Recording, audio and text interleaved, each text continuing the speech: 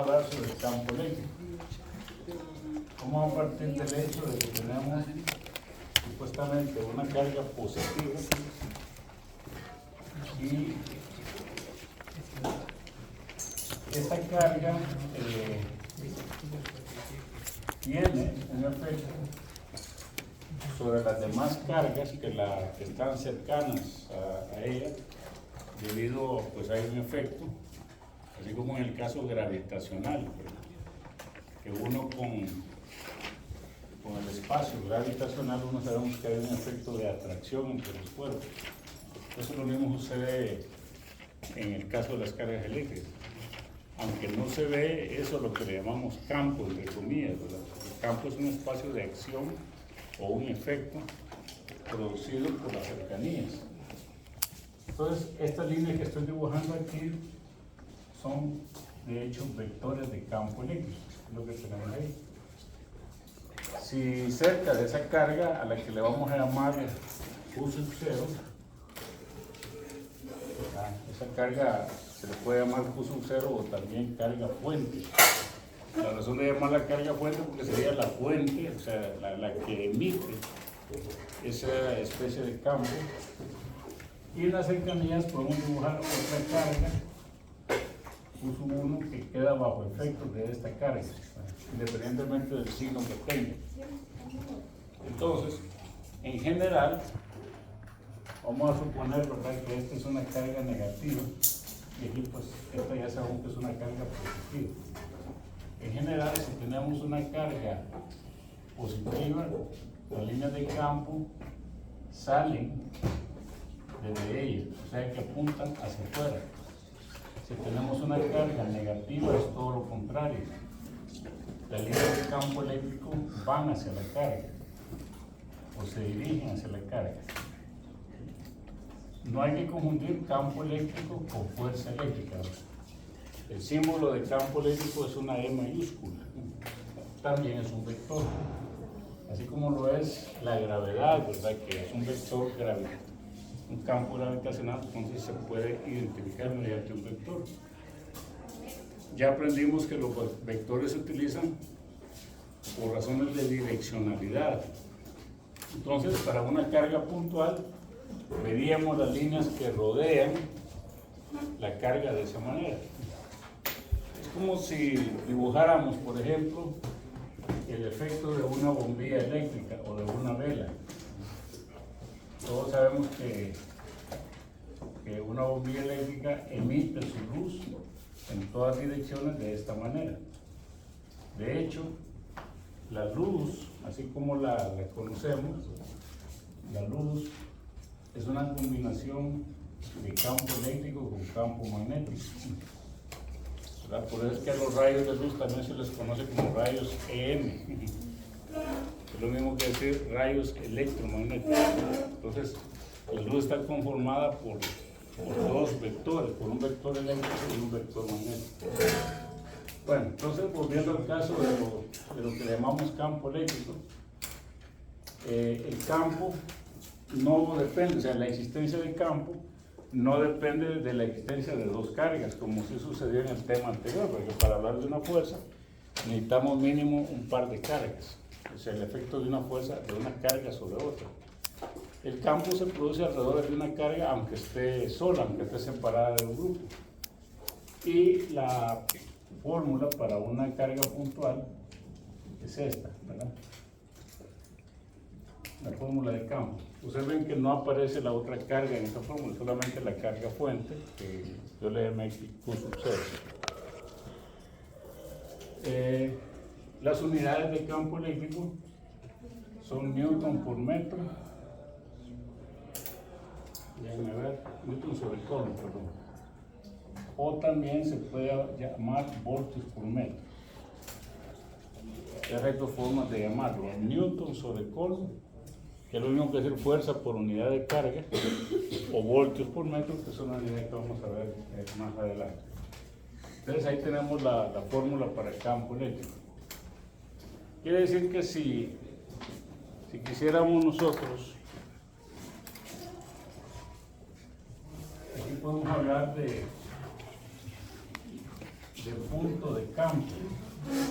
Por ejemplo, tengo un punto P ahí, que digamos que se encuentra a 2 metros.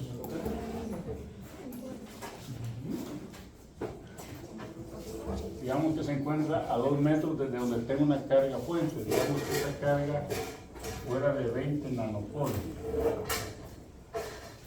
Yo quiero conocer cuál es el valor de campo en ese punto. Entonces,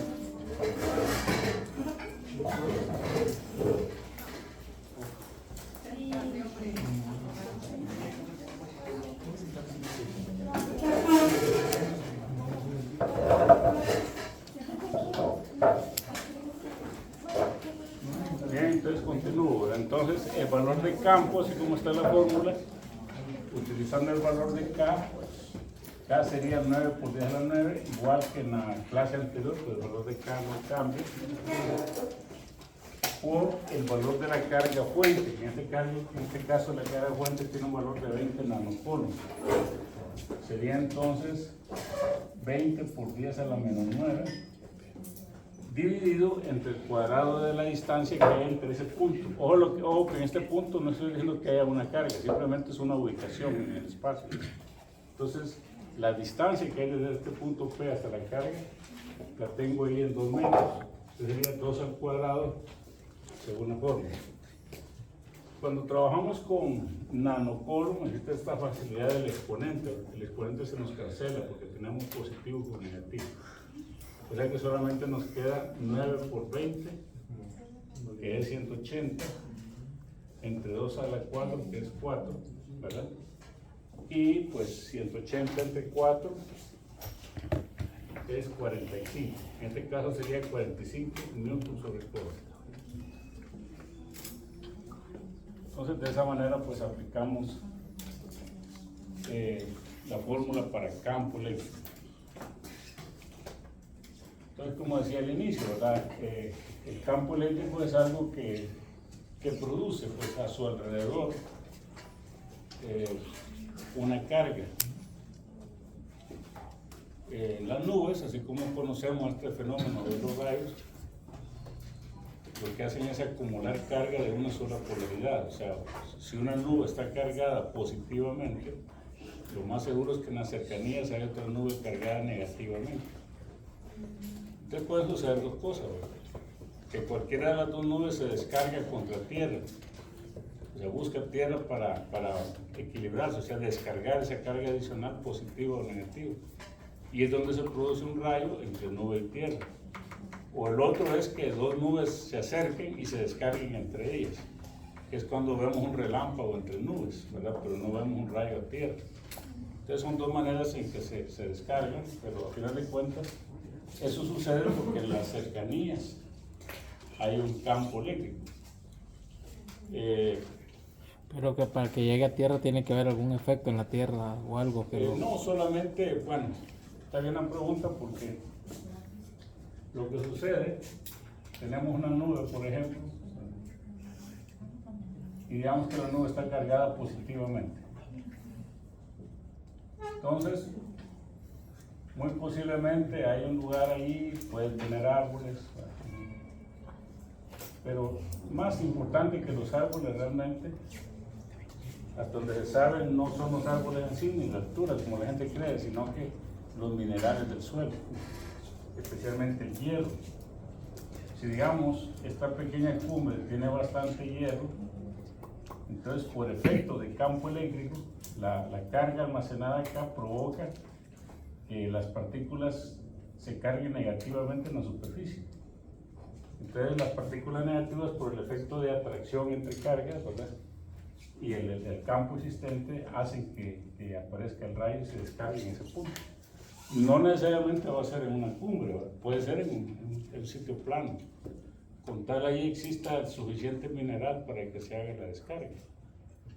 Ahora, el rayo puede ser también la nube negativa y aquí positivo entonces, al contrario. Lo que el rayo haga pues va a depender de la intensidad de la descarga, ¿verdad? Hay rayos suaves y hay rayos potentes. Hay rayos, ustedes saben, que queman un árbol completo. Entonces depende de eso. Y la otra situación, como decía, que dos nubes se acerquen, que se acerquen dos nubes entre ellas y que la otra tenga carga contraria. Entonces aquí el rayo se da también, o la descarga eléctrica se da entre nubes.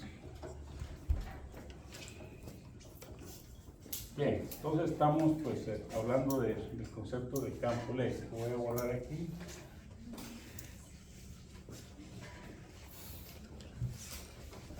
Se puede analizar el campo eléctrico producido por dos o más partículas. Pueden estar, por ejemplo, a lo largo de una línea recta. Tenemos, por ejemplo, aquí una partícula positiva, una negativa. Digamos que entre ellas tenemos 3 metros de distancia. Supongamos que esta es de 50 nanocoulomb y que este es de 20 nanocoulomb. Podemos ver qué sucede con un campo, con el campo eléctrico, en cualquier punto a lo largo de esa línea recta. Pues siempre tenemos que tener en cuenta las distancias, ¿verdad? Supongamos que estamos aquí a 1 metro y tengo un punto ahí. Ese es mi punto P. Y que queremos ver qué intensidad, qué valor tiene el campo eléctrico en ese punto. Entonces recordemos lo que hablé sobre los vectores, ¿verdad? Lo vuelvo a dibujar aquí porque lo borré. Desde una carga positiva, las líneas de campo salen desde la carga. Para una carga negativa, las líneas de campo van hacia la carga, así, ¿verdad? Por la orientación de las flechas. Entonces, en este caso, tengo que dibujar los dos vectores. El vector de campo que se debe a esta carga, le vamos a llamar Q1 a esta y a esta vamos a llamar Q2. Entonces, repito, desde el punto 1 o en el punto 1, tomando el punto como inicio, ahí voy a dibujar el vector que se debe a cada carga, el vector de campo producido en ese punto. Entonces, para Q1 vemos que es una carga positiva. Por lo tanto, las líneas de campo saldrían desde la carga, así como está aquí. Entonces, si yo quiero dibujar el vector de campo en el punto P debido a la carga positiva, el vector lo voy a dibujar así, ¿verdad? O sea, saliendo desde la carga, pero tomando como inicio el punto, ¿de acuerdo? Pero vean la orientación del vector, o sea, hacia afuera, o sea, alejándonos de la carga positiva. A este lo vamos a llamar E1 para usar el mismo índice de la carga. Después vemos la magnitud del tamaño según la distancia. Ahora, para la partícula negativa, el campo va hacia la carga, así como estamos viendo aquí, hacia la carga, pero siempre comenzando en P. Entonces ahí voy a dibujar el vector de esta manera. Y este sería E2. El campo producido por la partícula 2. Entonces, una vez lo tenemos ahí, vamos a medir las magnitudes. Primero E1. Siempre con la fórmula K por Q1 sobre R1 al cuadrado. O sea, R1 sería la distancia desde la partícula hasta ese punto. Como dije, pues aquí tenemos 1 metro. Quiere decir que en total tendríamos desde Q1 hasta ahí tendríamos 4 metros, ¿verdad? 3 más 1, ¿de acuerdo? Entonces, desde Q1, repito, desde la posición de Q1 hasta el punto P tendríamos un total de 4 metros. Entonces, ¿cómo quedaría el cálculo? 9 por 10 a la 9, siempre el valor de K, por el valor de la carga Q1, que es 50 nanocoulomb, 50 por 10 a la menos 9, entre el cuadrado de esa distancia, que sería 4 al cuadrado. Bueno, igual como pasó, aquí se puede cancelar así porque los exponentes son iguales. 9 por 50, pues es 450. 4 al cuadrado es 16. Si me ayudan con ese valor, por favor.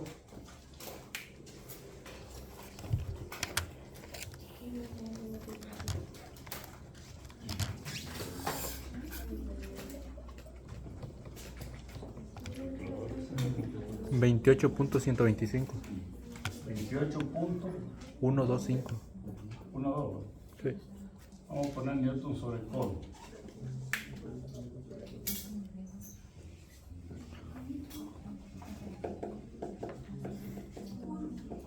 El siguiente campo.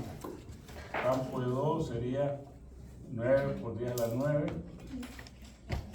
Ahora por el otro que es 20 nanocoulomb, o sea 20 por 10 a la menos 9. Entre el cuadrado de la distancia que hay entre esa carga, entre la carga Q2 y el punto P. X solo es 1 metro. Es 1 metro cuadrado. Aquí nos dio, bueno, 9 por 20 es 180, ¿verdad? 9 por 20 180. La tabla del 20. 180. Sí. Ok. Entre 1 al cuadrado, que es 1.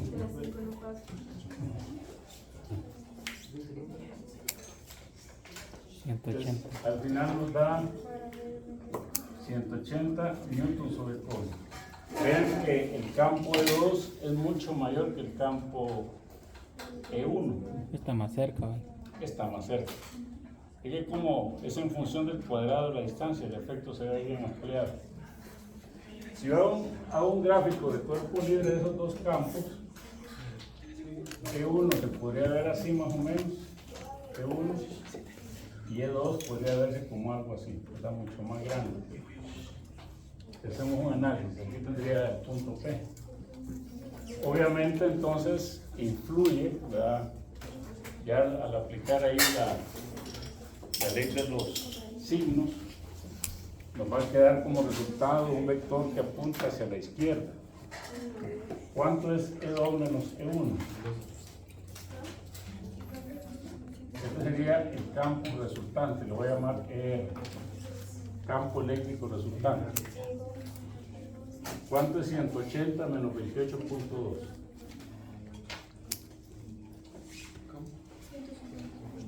151.88. 151.88 newton sobre Coulomb. Ahí lo tenemos. Ese sería el campo eléctrico resultante, que yo lo puse ahí.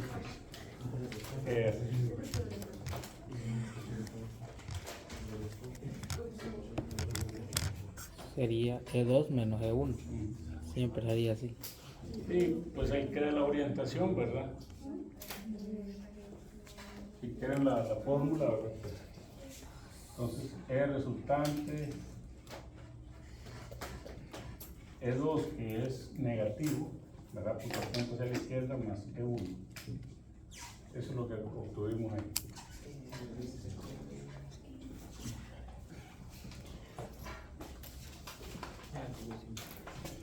Negativo. Negativo porque apunta hacia la izquierda. Es correcto.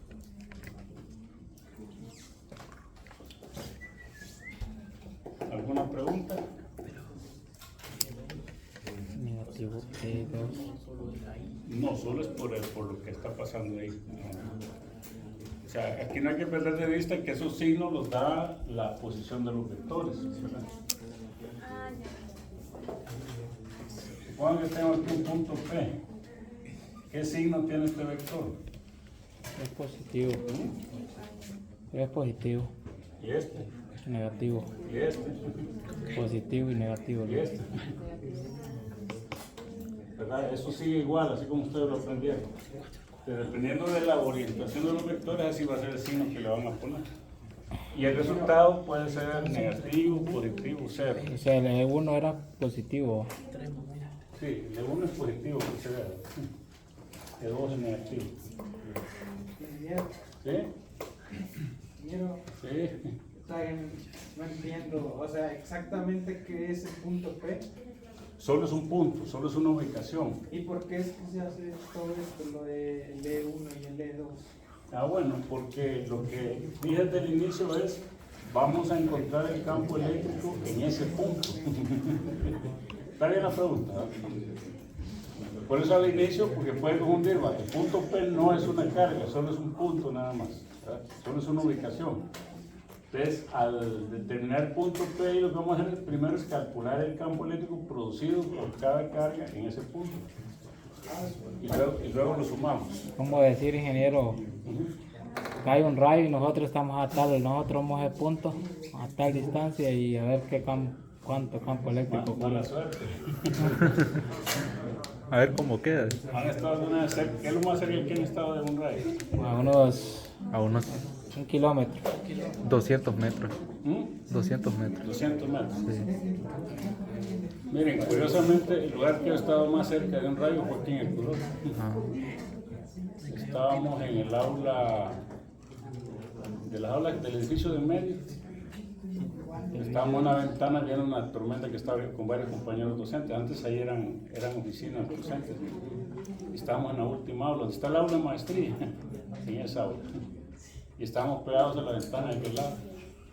Creo que como a 40 metros había un pino ahí, ¿verdad? Y yo recuerdo que 2 compañeros se sentaron del susto, yo quedé así. Cayó, ¿verdad? Y ese pino a la semana estaba bien seco. O sea, un rayo y uno que yo le revisaba un transmisor a una emisora de la entrada de Santa Anita, se llamaba, no sé todavía existe, desapareció Santa Anita. Bueno, yo a veces les revisaba el transmisor a ellos que estaba en una antena yendo para Chalmeca, en un cerro ahí. Y me llamaron porque hay un problema. Y yo tenía un carro más pequeño, pero sí de doble. Iba subiendo justo cuando comenzaba una tormenta. Y iba rodeando la antena cuando cayó el rayo. Y fue divertido porque adentro de la caseta había gente, al pie de la antena. Nadie murió ni nada, porque eso está bien aterrizado, ni afectado ni nada. Pero los que estaban adentro de la caseta querían salir, los que estaban afuera querían entrar. Y la puerta, la puerta se trancó. Pero un rayo es un fenómeno bien aleatorio. Es que en sí afecta el punto donde cae, pero no significa que alrededor. Es un montón de cosas, ¿verdad? De detalles, ¿no? Porque hay gente que se ha muerto habiendo varios ahí y otros solo uno. Bien, eso está relacionado con la pregunta que como hizo su dice. compañero. Depende de la intensidad del rayo. Sí, el tiempo está.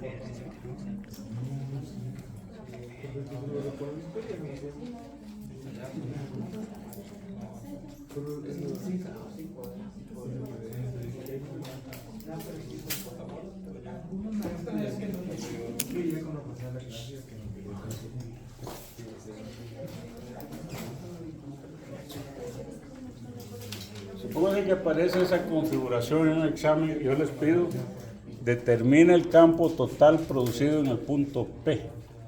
Ahí está, ¿no? Determine el campo eléctrico total que se produce en el punto P. Determine el campo eléctrico total que se produce en el punto P. Ahí están las cargas.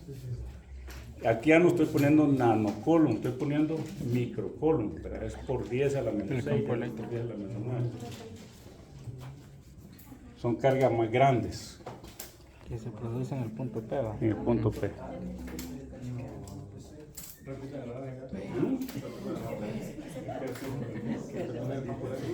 Que se produce en el punto P. ¿Qué haría? La distancia está a 1, 2, a 3. Ah, no, pero si no 3 puede metros. parar la clase llorando. La distancia sería 3 metros, para ingeniero. Eso no se va a hacer. Sí, va. 3 metros, 2 metros y hoy habría que calcular la hipotenusa, me imagino. No es necesario porque está a 3 metros de la primera, que es ¿Qué la es lo primero negativa. que haría? Primero hay que ver las distancias. Ah, ahí están las distancias, pero está bien. Metro, para mí. Metro. 2, 3, Tres. 1, 2. ¿Falta alguna distancia? La hipotenusa. La hipotenusa. ¿De cuánto es la hipotenusa aquí? Al cuadrado. Sería 3 al cuadrado más 2 al cuadrado. Raíz cuadrada de 3 al cuadrado más 2 al cuadrado. ¿Cuánto es eso? Raíz cuadrada de 15. Ese sería lo que habría aquí. Y ya tenemos todas las distancias. ¿Qué sigue después? No. No. No, Inge. Raíz cuadrada de 13 es. Pues 13. Ah, 9 más 4.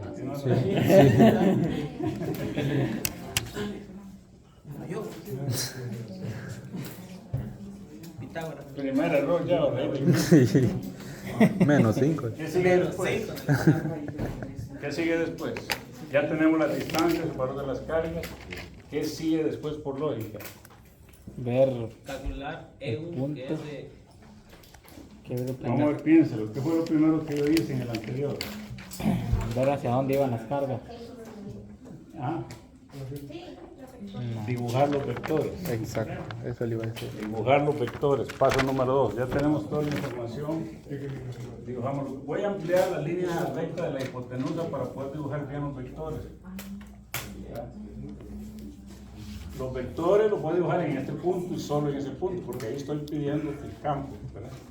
El punto es punto de inicio de esos vectores, no importa hacia dónde estén. Vamos, dibujemos el vector que se debe a la carga de 10 microcoulomb. ¿Hacia dónde lo dibujo? Hacia para abajo. Como es positiva, Es positivo, va para él. el vector va alejándose de la carga, ¿cierto? Sí. Ahí está el primer vector. El segundo. Ingeniero, ¿Sí? porque es que Aquí está. Cuando es positiva la carga, los vectores se dibujan alejándose de la carga. O sea, apuntando hacia afuera de la carga. Cuando es negativo es todo lo contrario. Claro, repito de nuevo, el punto de inicio es el punto, no la carga. Es el punto que estoy pidiendo, ¿vale? Es un vector alejándose de la carga. O sea, apuntando hacia afuera. Y el otro, Va hacia hacia la carga, porque es Hacia la negativo. carga. Siempre comenzando en el punto P, ¿verdad? Y uso la línea recta que los une, entonces voy a dibujarlo aquí, ¿no? Bien. Me detengo. ¿Alguna pregunta? ¿Está claro por qué queda así? ¿Por qué los vectores se ven así? El punto de inicio siempre es el punto P de ambos vectores. Fíjense bien, si esta carga hubiese sido positiva, este vector iría en sentido contrario, ¿cierto? Sí. Y si esta carga hubiese sido negativa, este vector iría hacia arriba, ¿cierto? sí. O sea, el signo de la carga aquí tiene mucho que ver con los dibujos de los vectores. ¿Estamos ahí? Y ya tenemos la orientación de los vectores en el punto. Ahora, ¿qué sigue? La Calcular la magnitud. Calculemos cada vector. Pongámosle nombre. Pongámosle a este E1 y a este E2. E1 y E2. Estos dibujos no lo hagan ni muy grandes ni muy pequeños en su examen. Miren, una habilidad de todo ingeniero es dibujar, ¿verdad? Ya no digamos que eres ingeniero. De todo ingeniero. Estoy renunciando a dibujo. Ya no digamos. Ya no llevan dibujo. ya no Ya Ah, pero ustedes usted no lleva. tienen que remontar un buen paquete de AutoCAD. ¿Sí? Dibujar una red. Ya no van a llevar, usted ya llevó los dibujos. Sí, ya lo llevé ya. Y ya no va a ocupar ni- Ajá. los quitaron para la ¿Saben casa. quién me dio a mí? Dibujo 2 era necesario. Paola. ¿Cómo dicen? Ella no era docente, estaba bien joven ella. Y lo primero que hizo acá fue venir a dar un curso de AutoCAD. Hace muchos años. Pero ella fue prácticamente la que trajo AutoCAD a Santa Rosa. Así que no hay que hacer. Hay que dibujar aunque sea un poco. Bien. Calculemos E1. fórmula. Seguimos con la fórmula. 9 por 10 a la 9, en este caso, cuando el K no cambia, pero la carga para este vector E1 es 10 microcoulomb, 10 por 10 a la menos 6, ¿ven? ¿Verdad? Microcoulomb.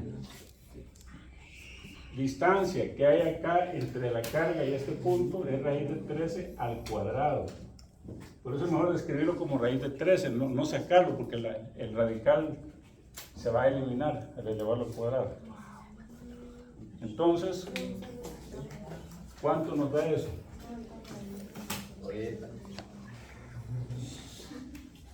9 por 10 a la menos 3.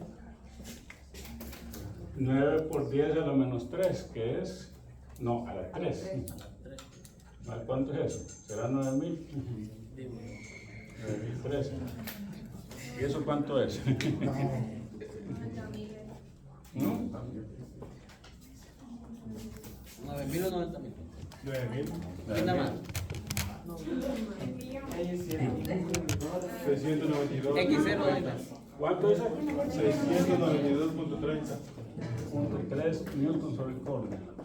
Veamos ahora E2, el vector que apunta hacia la izquierda. 9 por 10 a la 9. 5 por Esta carga ahora es de 5. 5 microcoulomb. 5 por 10 a la menos 6. Ingeniero, Dígame, ahí no sería 90.000 en vez de 9.000. ¿seguros? Pues, a la menos 6, A la 3. Entonces sí, ya, Son las 3. Son 9000. 9 por 10 a la 9.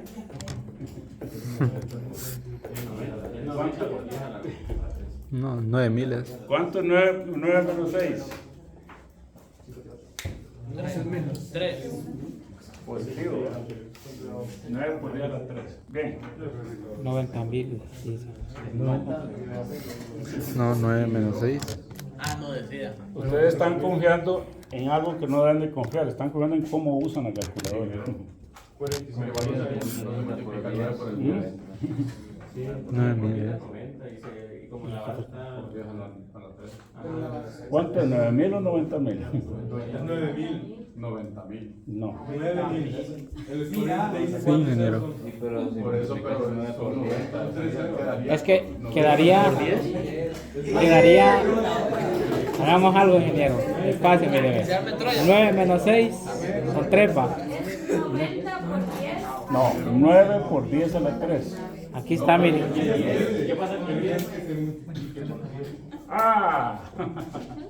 es 90.000. Gracias. 90 por 10 a la 3.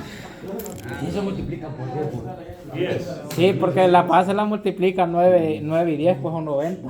Estamos listos. Y 9 menos 6 es 3. es que la otra se hacía eso porque era elevada a la 9 y elevada a la menos 9, entonces se cancelaba. Sí, ¿verdad? Sí, no, era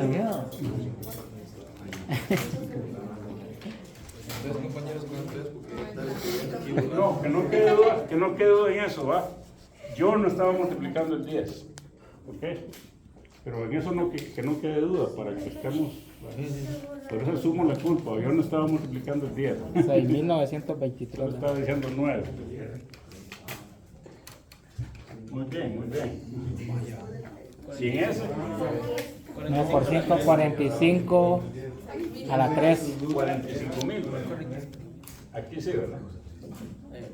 Y entre 9. 15.000. 5.000. ¿Cuánto? 5.000. 5.000. 5.000. Vean, hay una diferencia enorme entre estos dos, ¿verdad? No quisiera que hubiera quedado así porque los vectores para dibujarlos quedan muy pequeños, pero el largo es el horizontal, ¿verdad? No, este es el corto más bien.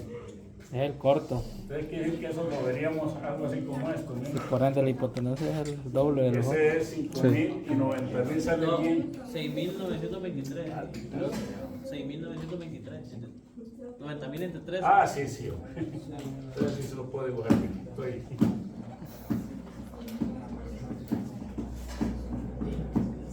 Diagrama de cuerpo libre, mira, más o menos así. ¿De acuerdo? Tal vez un poquito más corto, No volví vectores. ¿verdad?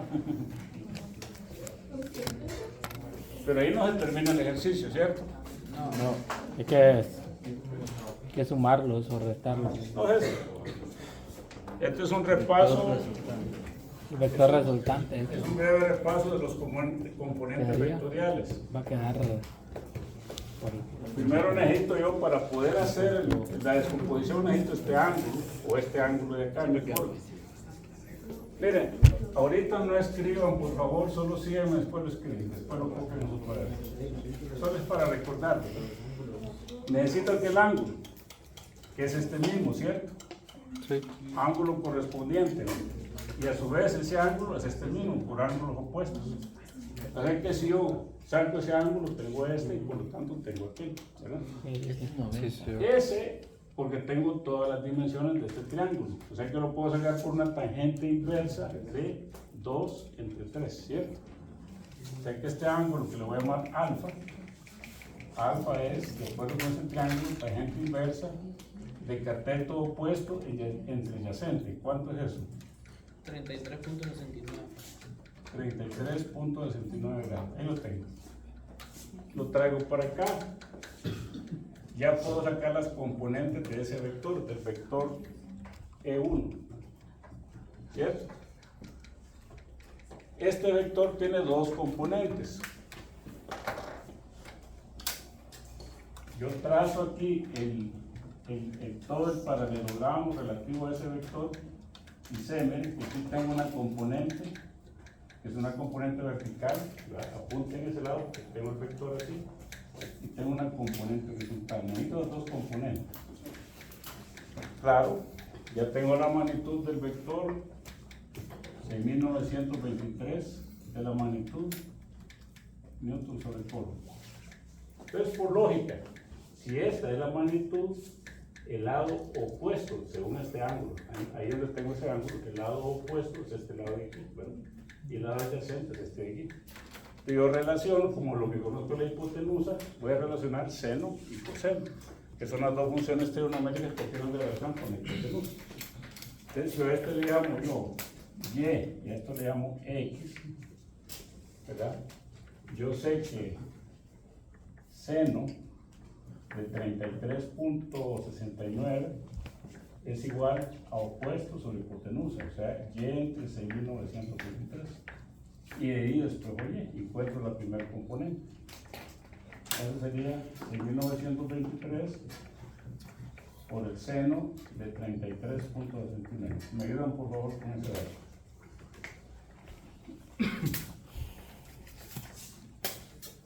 Fíjense bien la trigonometría, ¿verdad? Ya tenemos demasiada información en dos clases. En dos clases. Y esta parte la parte más lejos. Y yo siento que es más difícil. 1840. ¿Ah?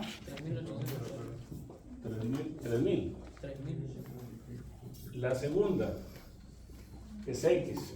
X con hipotenusa es una relación coseno. O sea, podemos decir que coseno de 33.69 es x entre la hipotenusa. O sea, x entre 6.923. Quiere decir que x es igual al coseno de 33.69 por 6.923.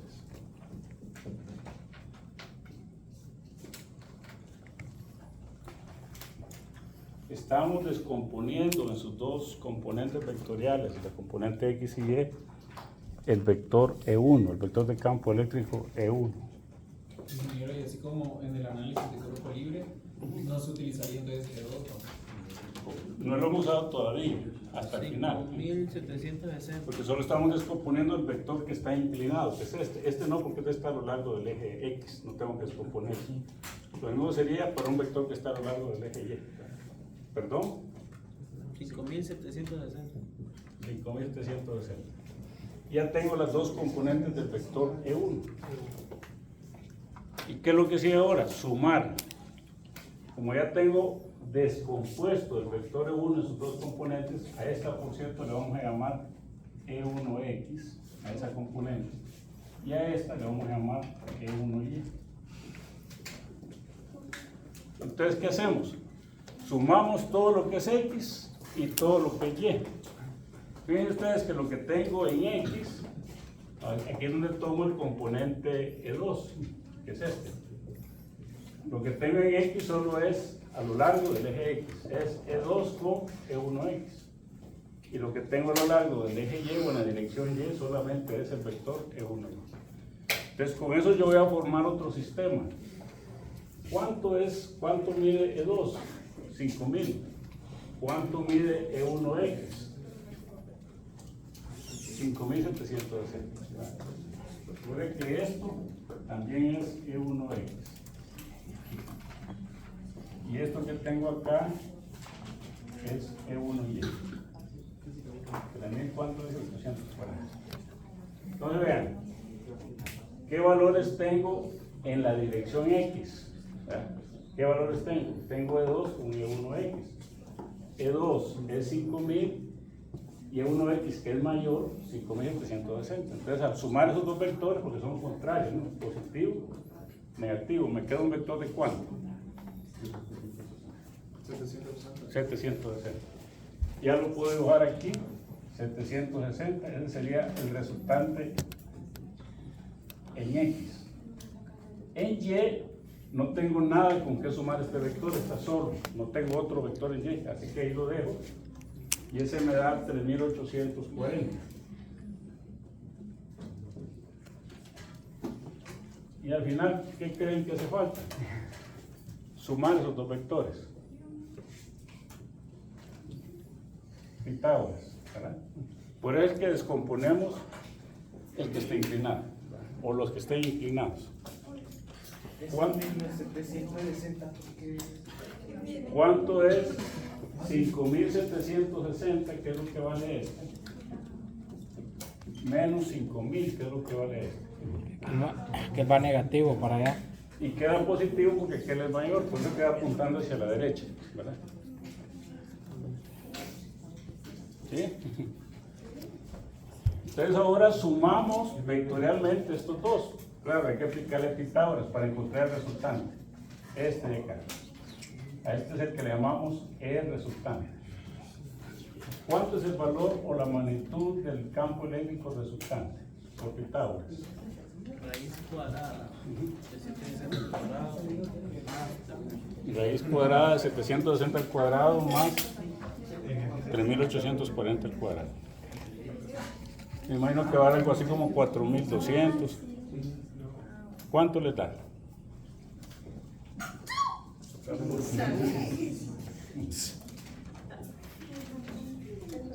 $3,914.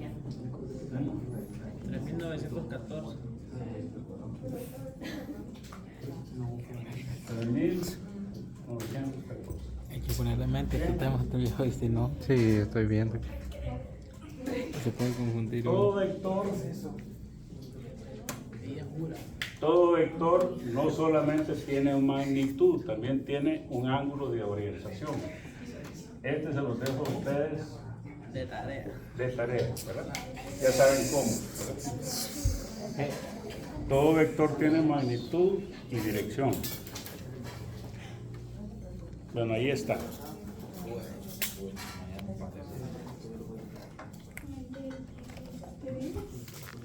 Todo vector tiene magnitud y dirección. Aquí no es 5700. Ingeniero, en X no sería 5700. ¿Cómo dice? En X no es 5760. Ah, como lo sumamos con los 5000. ¿Cuál Le es restamos con los 5000 de 2 porque Ah, sí, el vector 2. entiendo. La suma queda 700. Entonces queda negativo. No, al revés, queda positivo. A Porque, ver si porque si sí. tenés 260 es mayor, y apunta hacia la derecha. Y luego le miré el negativo ahí a la parte. Ah, no, es serio.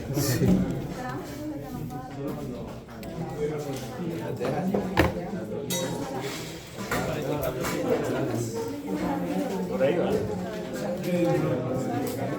No, no da eso. Veta. Vea lo de la no puede ser eso. Busque tangente inversa de 3.000, no, de 3.914 entre 760. Eso opuesto. Por ello. Busquen el valor de beta. Tangente inverso. Tangente inversa de 3.840 entre 760. Porque este lado también lo vemos aquí como opuesto. Ahí sí. Ahí. Vale más que grave cosa. No pasa grabaciones. Sí, vamos a ver. Vale. Ahora va a ser de pasta, bueno, y sí. Ese lado es El examen no lo entregó. y a la vez es opuesto a beta y el adyacente es Y mire que los andaba ahí. Ojalá que no vaya bien a examen. Sí. No, yo creo que sí. El examen va a estar mayor. De Va a ser en plataforma. repente no Creo que sí. no creo que se entiendan bien. Pero por sí, porque está ahí bastante.